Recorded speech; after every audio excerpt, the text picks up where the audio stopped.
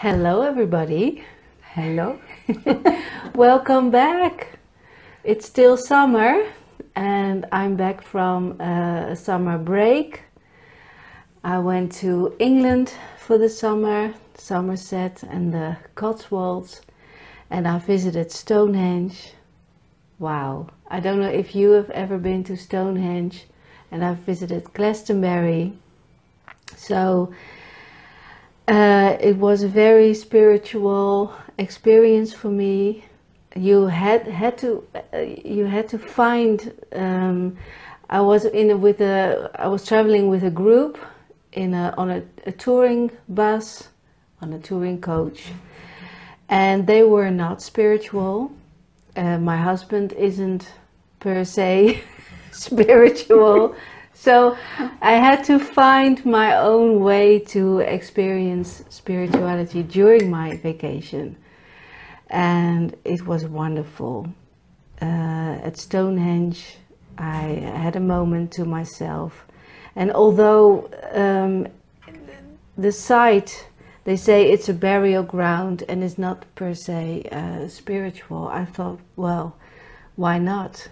It's rather strange because, yeah, everybody says that there's a certain energy, and I felt it. So why just make it plainly into a burial ground? I don't know. That was a sort of... and in Glastonbury, I visited the Abbey. And within this, the Abbey is a museum right now. But when I was there was this serene feeling. So you feel that there's a lot of people have been praying over there, and yeah, good energy. But after Stonehenge, I was very sick. So that was a complete surprise for me, because I'm never sick. I'm never nauseous. So maybe I had to get rid of something. Which is a very, I don't know, it's not very, it can, huh? And after that, now we're home, I didn't sleep well because it was very hot temperatures. In England, it was also very hot. There was Spanish temperatures with an English decor. So I didn't sleep very well, but when I came back, and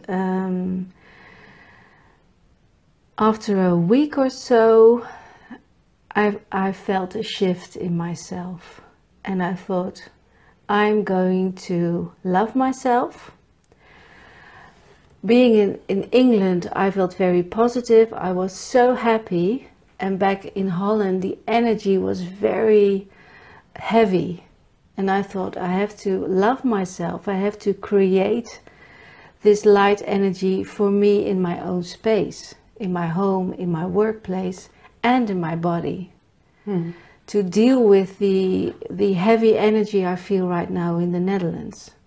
It was like coming back to Hoek of Holland, where the ferry landed, and I felt like this dark cloak was coming over me, and I thought, I'm home. How am I going to deal with this for the rest of the year? You have to deal with it for the rest of the year. So I decided to make the right choices for my body. I've decided to quit alcohol.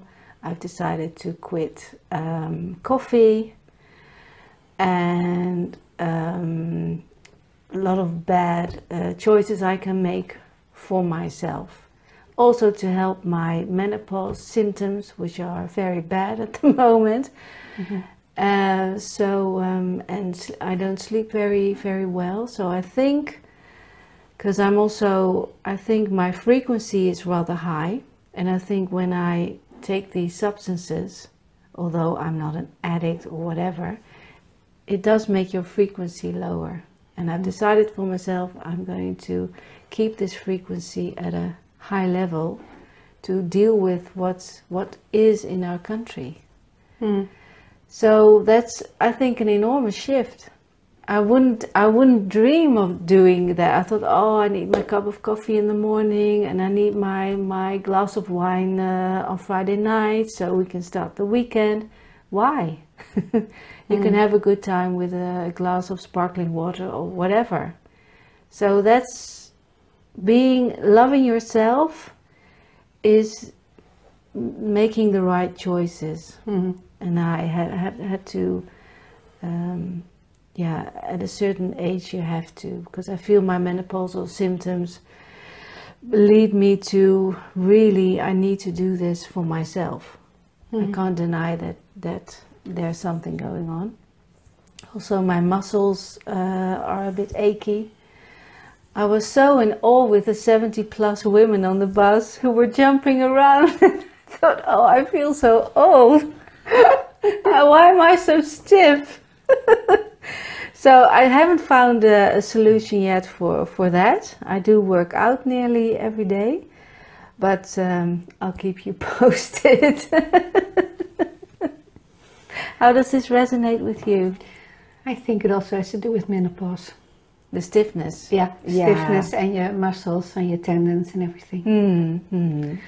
It's because you get drier inside. Oh, don't talk to me about dryness. Sorry. Oh, my nose. No, that's okay. I forgot about it. Yeah, dry. Has to do with dryness. So you have to keep up the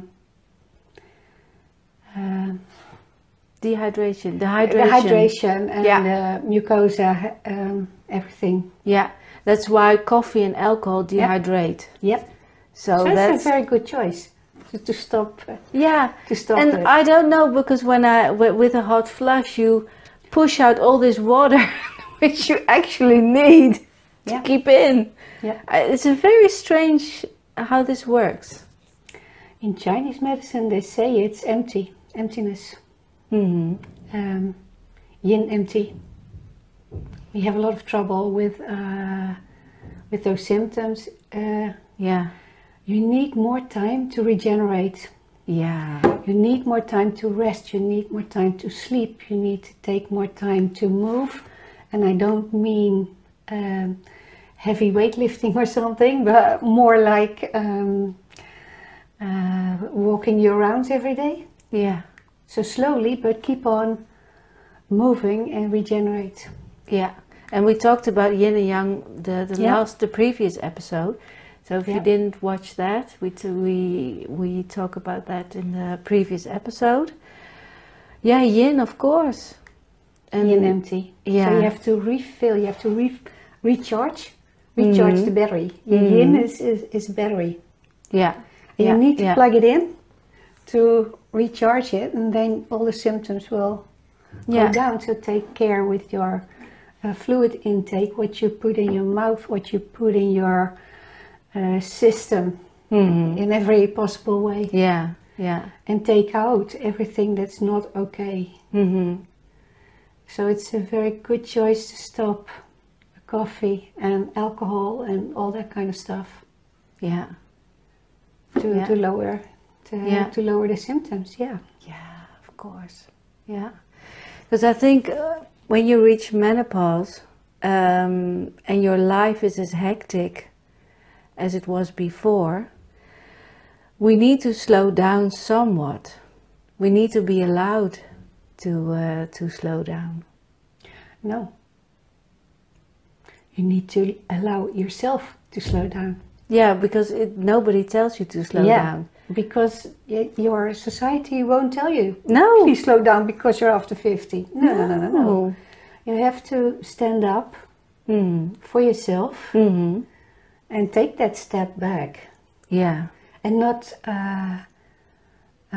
to come to a complete halt. No. But go slowly. Or go slower. Actually. Just slow down. Keep moving, but in a good way. Not overstretch, not overdo anything. No, that's right. And I also think with my own setting of boundaries is an issue.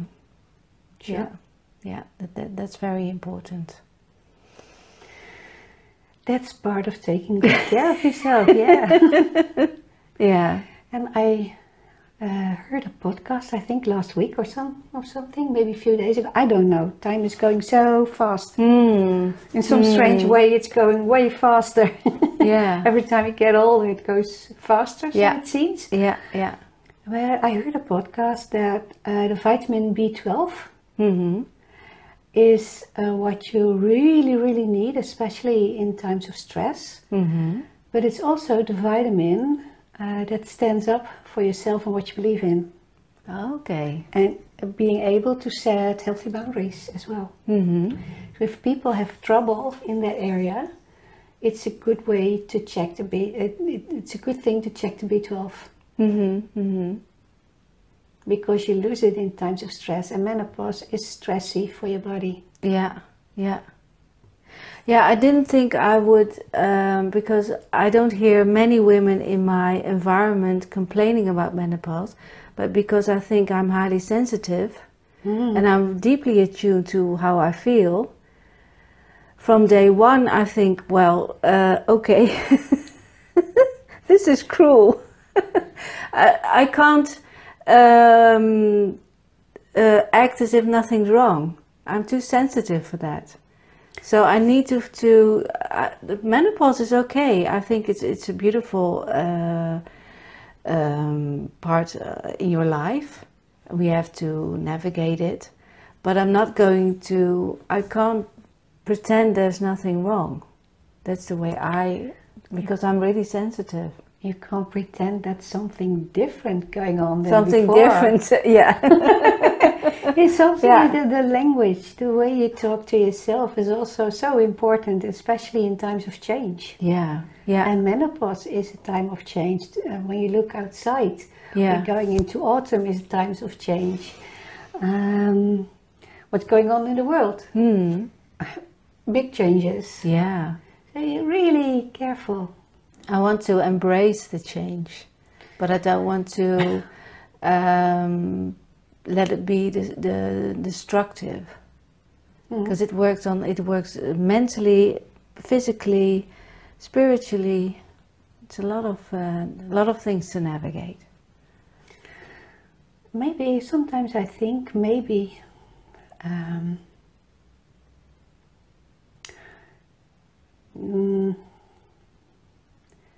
destruction is a way to go forward. I'm not a fan of destruction. No, me but, neither. But sometimes, and my thoughts aren't finished about the subject yet. So sometimes you can ease into change, like when menopause is coming, it's ease into it. And sometimes there's change like a cut, like boom, and everything's different. Yeah. And it might be something changing in yourself like very quickly, or something when somebody you love dies, it's a very quick change. Yeah. And sometimes, well, that's destruction as well. So it doesn't have to be bad because everything comes and goes. Yeah. When you think about the body, every day cells die. Yeah. And cells multiply. So we are this huge system in ourselves is going on. It's changing all the time. Well, everything is changing all the time. And sometimes because of all these changes, when there are enough changes going on, when you're like you said, when you're deeply attuned, you can feel the change and the stress is rising, and then suddenly, boom, I need to take better care of myself. Yeah, definitely. Boom. And then suddenly, the change is there. Yeah, yeah. And when I went to Glastonbury, it doesn't look like, well, let's take 500 years ago, but energy never changes. You can't destroy energy. You can destroy buildings, you can destroy the way how things look, but you can't destroy energy. Energy takes a different form. Do you agree? everything is energy. And it goes from one form into, you can't destroy energy itself. Yeah. Sometimes I think it's like it's one big world, one big energy, and we are all little cells keeping that whole ball, that whole world going. From day to night, from season to season, from year to year, and we all do our part, even if it's just a little thing like a drop in the ocean. But we're all busy trying to keep that energy going. Yeah. And it changes from form, Yeah. So destruction, we can welcome destruction when it doesn't work anymore. Yep. And welcome, and also when two cells divide themselves, there's also a little bit of chaos inside the cell, because we have the DNA strand has to go split, and then you have to form two new cells. So change is also a little bit of a chaos.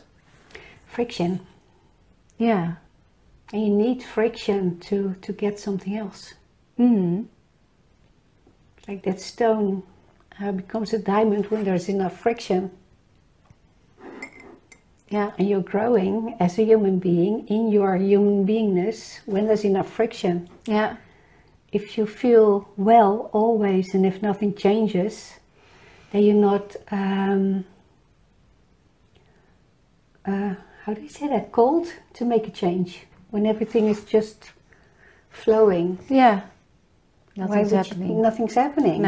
No growth, no nothing. It's just going. If there's friction coming, it's time. It's time to grow. There's an opportunity. Yep. Yeah. That was the word I was looking for. Opportunity. Yeah, opportunities. Yeah. Seize the opportunity to change. But it does take, I think, it does take a certain amount of life experience to look at it like that. I don't know. I had a conversation with my, not my dentist, but the mouth hygienist. Is that a word even? I don't know. Is there no English? I don't know. Anyway, she cleans everything. Yeah. And she's a young woman in the beginning of the 20s, and she is wise. And I was thinking, well, this generation might be something totally different. Growing up in a totally different time is when we grew up. And it was like, whoa, okay, you have some kind of wisdom that took me ages to get. Yeah. And you already have it now. Yeah. So I'm very curious how she will evolve. That's wonderful. Yep. Yeah. Also the children who, I think it's due to technology, perhaps we didn't have. But I think also the kids who live on streets have to grow up really fast. When you have to survive, it also makes you very wise early, I think. That's a different kind of wisdom. Yeah. I think that's streetwise. Yeah. Where, as the lady I mentioned, is very spiritual wise. Different. But you can be born that way. Yeah. So I'm lucky that she. Yeah. I see her twice a year. Yeah. Wonderful. Yeah. An angel at the dentist. Yeah, why not? Oh, experiences at the dentist chair. That's for another episode. Yeah. You never know where you meet people and what they come to bring to you. Because I feel it's like a gift. It's a gift to meet wise people. Yeah. And especially when they're this young. Yeah. An old soul. Yeah, probably. Mm-hmm. Very wise young lady. Yeah. But we were talking about change, destruction, and what that you have when you're mature in a kind of way that you can embrace change more easily, maybe. So you're not really scared, or fear doesn't yeah. You have another expectation, or you can take care of yourself better. Yeah, probably. Could be. I still have sometimes when there's change coming that I'm scared. Only I come out of the scare earlier than before. Go, whoa. Because now I have things to look back to, like, oh, I did this before. How did I do it then? What am I going to do now? Is there anything I have to change? Or would I do the same thing? And it's actually, I was thinking about it this morning in my writing practice, because also in your writing practice you can go layers deeper and deeper and deeper and deeper on one subject, which is an interesting way to help yourself with as well. So you still write every day? And you're on a writing course at the moment? And what kind of subjects do you... Oh, I kept writing. I always do. I still do my morning pages. I still do my elfje, that little poem? That little poem at the end of the day where I take the experience of the day and put it in 11 words. And the writing course started. And I am so in love with it. Yeah, I don't think I'm ever going to stop. No. Maybe sometimes it's a bit less because my creativity flows in another way. But there's always that red thread. There's always that little red thread where I can go back to. And when I don't write, I can feel it. Yeah. Is it like a pressure? Yeah, like immediately. Like this, when I start the day with writing, then I have my brain dump. And then my day can start fresh. Yeah. And otherwise it becomes more and more and more and more. Yeah. It's like a feeling of like blowing up. Yeah. And I'm thinking, I forgot something today maybe. And then I can always go back to my pen and my writing book. Yeah.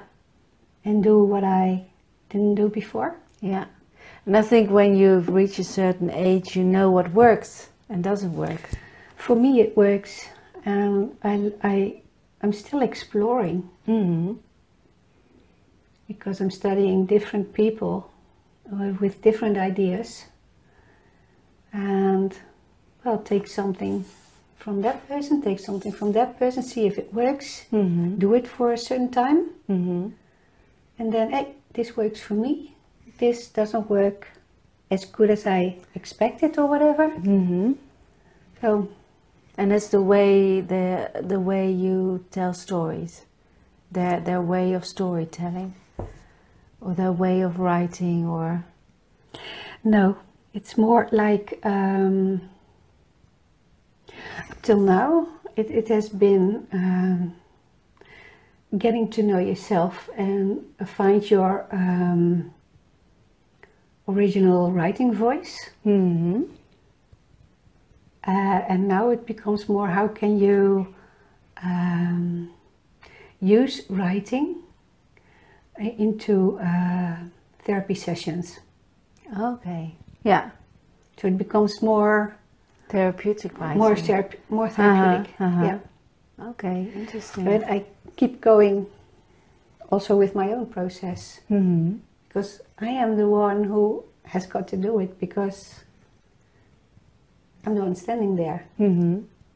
And do you think that's something? Do you channel with your writing? Do you think? Do you think there's a certain energy flowing through you, through your mind, through your hand on the paper? Sometimes that it's writing you. Do you have that experience? When I was younger, no. It was just writing the day and writing memories, actually. Mm-hmm. And the more you write, the more it's writing you. Yeah. Because the more the mind goes aside, and it flows through. And I love to write with my writing book and a pen, because it brings head, mind, and hand together in that neurological flow. It's a neurological pathway you're creating.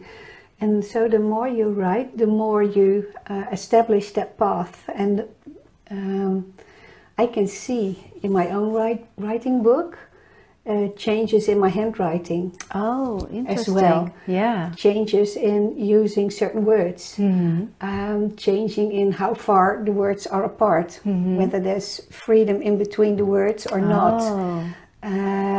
Whether the words are more round or more scratchy. Scratchy of edgy. Depends on the subject. So there are so many different ways you can look at the same thing, or look at this. It's never boring. No. But never boring me. No. Maybe somebody else says, yeah. But it's never boring me. No, I think that's also very important. As a therapist, people come to me for advice, but I try to refrain from giving advice. I like to ask many questions, and one of the questions maybe is, what did you like to do when you were a child? That's easy. Well, you didn't think about it. And people remember, oh, I used to like to go for walks, or I used to go swimming, or I love to make something with clay, do modeling. It's a very easy thing to go back to. What did you do as a child? Yeah, and there are so many ways you can use it as well. You can write about word, you can write about a memory, you can write about a certain kind of feeling, you can write about the leaf on a tree. Yeah. Everything can lead you to something, and that something can deepen and deepen and deepen and deepen and bring you home in yourself. Yeah. And that's what I love about this way of writing. It's not, I did follow a course when I was way younger, when I was still living in where I lived before. But I'm not interested in writing fantasy novels or whatever. No. It's just not my, it's not my thing. I want to write something that's of help to me, or of help to other people, or it has to be of help to the greater good as well. Yeah, to be inspirational. Yeah, but to write a novel, that's not my thing. No. Well, leave it to the authors. Leave it to other authors. Yeah, that flows out of their pen. Yeah. Some people can write 50 books on that subject. It's amazing. Yeah. Yeah, we vlog. You write. You write. I talk. No, I read a lot. And I love doing crochet, and now I'm learning because the brain loves to learn new things. So I'm learning a new way to knit with my other hand. It's called continental knitting. So so I'm practicing. Also something new. It's really refreshing. Yeah, it's refreshing for the brain, and it makes different pathways, and you need that also in this phase of your life. Yeah, to be challenged. Yeah, to find something new and juicy. Yeah, especially the juicy part. No, it's true. God, it's crazy. Yeah, it's true. You need juice. Yeah, we don't want to shrivel up like a raisin.